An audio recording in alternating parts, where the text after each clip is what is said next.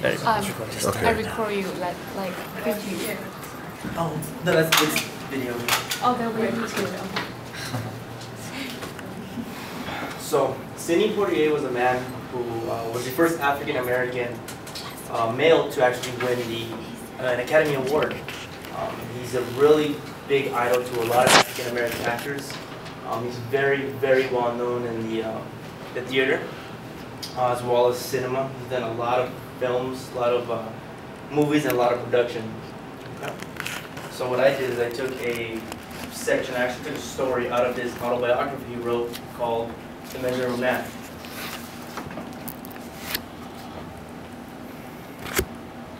I am a man with a family, a man with responsibilities, as well as a man who has struggled quite a bit in my life. I came from Cat Island. I began here as an actor. I did a couple of roles, a couple of theatrical productions, but nothing too extreme. After my first initial burst of success, I found myself back in Harlem, simply washing dishes. My parents taught me a lot. They showed me quite a bit of things. And I had something within me I knew was special. I had some kind of a gift, I guess you could say. Because something deep down inside me told me I can be more. I can be more. I know I can be more. I never lost faith in myself. I always knew that I was going to do something. I was always going to be more than simply a dishwasher in Harlem. A buddy of mine had actually come up with a brilliant idea to open up a rib store, a rib restaurant.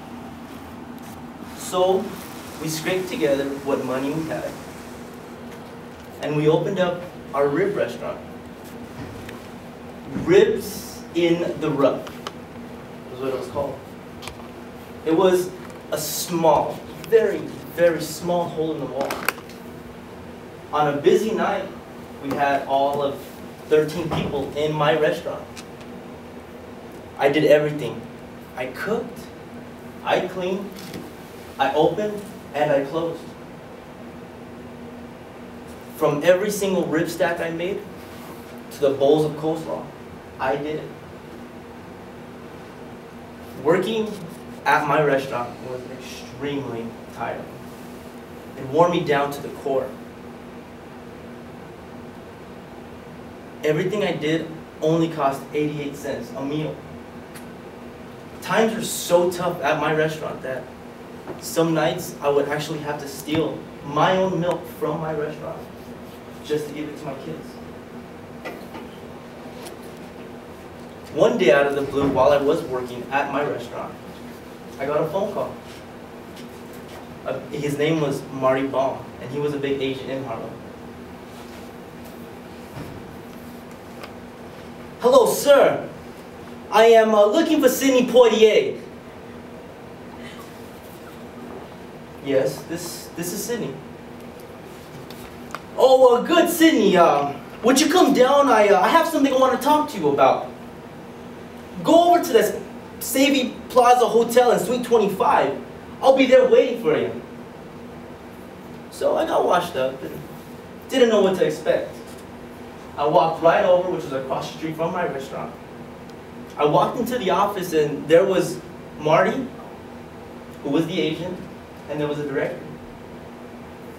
We talked a bit. They asked me about my life, where I came from, and what I do.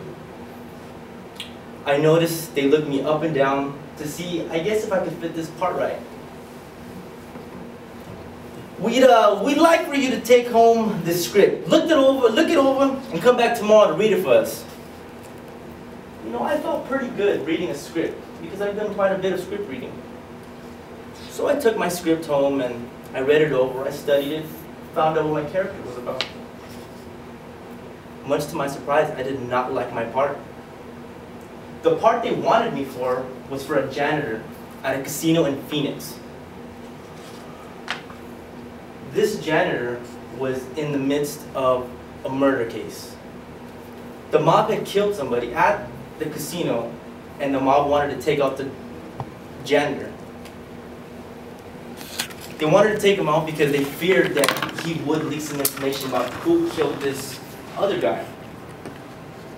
The mob went so far as to kill his daughter, his own daughter, and he even threw his body on the lawn. But the janitor did nothing.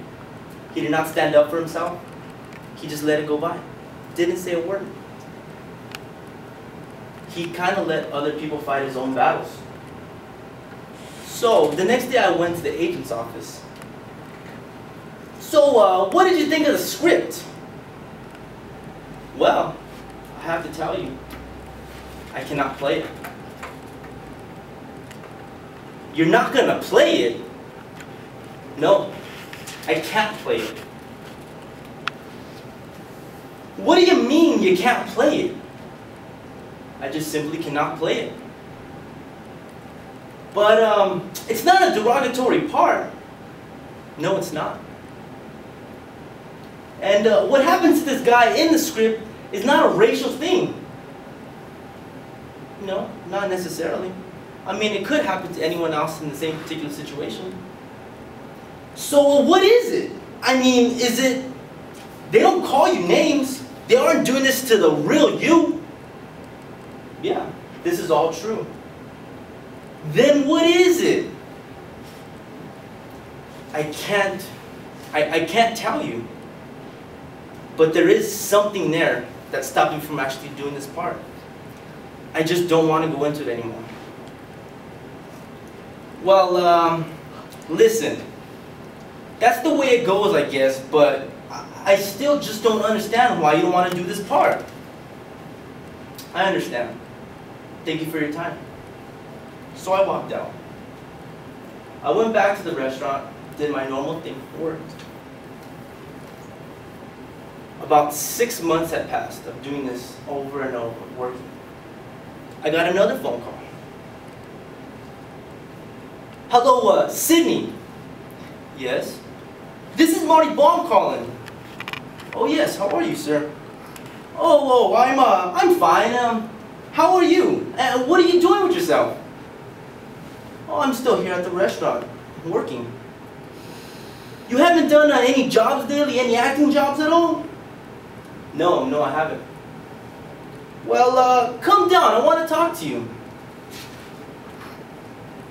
So I went down to Baum's office again, across the street from the plaza. I went into Marty's office, and he sat me down. I don't have a job for you, but I asked that you come down because I want to say something to you. You know, I've never met somebody like you. That part was pretty good. It had no racial tones, no racial background, no racial discriminations, and yet you still turned it down. And you haven't done anything with acting since, and I just don't understand. And to top it off, it was gonna pay you $750 a week, and yet you still turned it down. Please tell me why you did not take this part. Just the way I am. Well, I'll tell you what. I don't know what's going on, but anybody as crazy as you that wouldn't take this part, I gotta handle him. Okay. And that's how I landed with my big agent. And that was when I started my acting career. Now, I couldn't tell him at the time, and maybe it sounds a bit silly after so many years, but I rejected the part because it wasn't something I would do. The man, the janitor, just simply didn't measure up. He lost his daughter, he lost his most important thing, and he didn't fight to get her back. Now, call me old-fashioned, but I just don't respect it. This man had no dignity, and I couldn't do the part.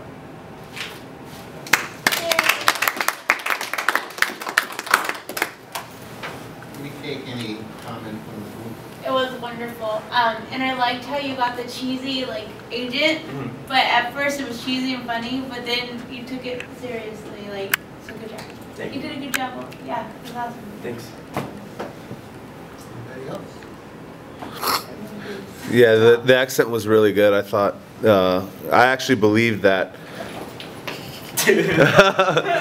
No, I actually believed you had that kind of New York, almost, I don't know if it was almost like a Jewish kind of thing going on, but it was very, very believable. I think you could actually be doing this. I think you could be performing it. I mean, You I could. absolutely agree. yeah. I really do. You didn't let me down. I was hoping. Got questions.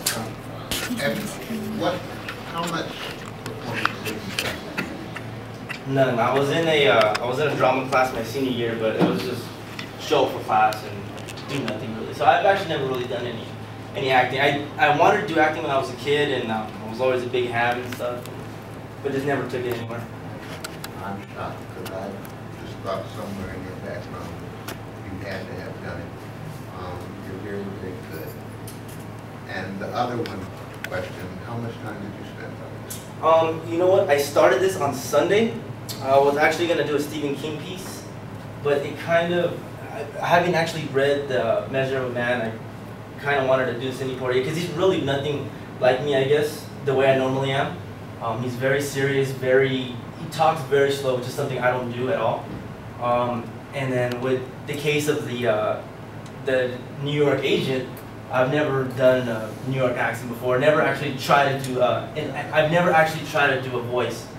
So it just felt like the perfect opportunity to try to do something new. Okay, now I have more questions. Are you graduating anytime soon? I'm supposed to be graduating, well, I'm transferring out hopefully this spring. But so I'm still going to be coming here. I'm still going to keep taking classes just because I like school.